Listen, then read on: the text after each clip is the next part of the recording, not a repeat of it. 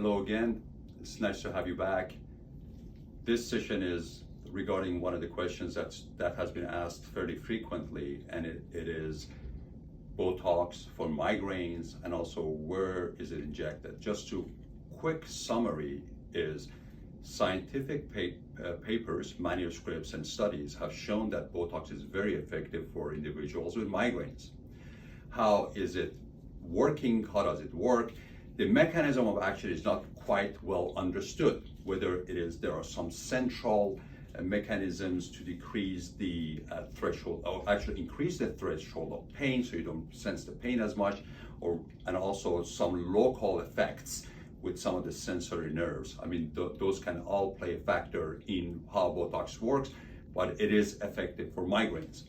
Now, how it is routinely injected for the migraines, I like to call that a shotgun approach, in which that you treat everything. And that may not necessarily be the way to go in the future if we can really focus on what is causing the pain. But for now, the areas that are injected are right in the corrugator muscles here, some in the frontalis, in this muscle here called the temporalis muscle.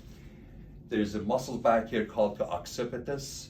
Some of the muscles of the that support the neck here. At times when the tension is in the trapezius, which is this muscle, these are injected as well.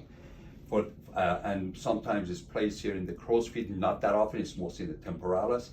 And nowadays, a lot of individuals are also at the same time getting injected in this muscle, the chewing muscle called the masseter muscle, which causes a lot of tension, especially at night.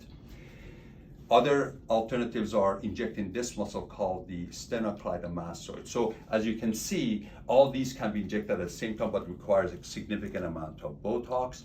But that is more a shotgun, you treat everything, or you can localize it. Somebody says, my pain is mostly coming from here. So our first approach would be to treat actually the glabella.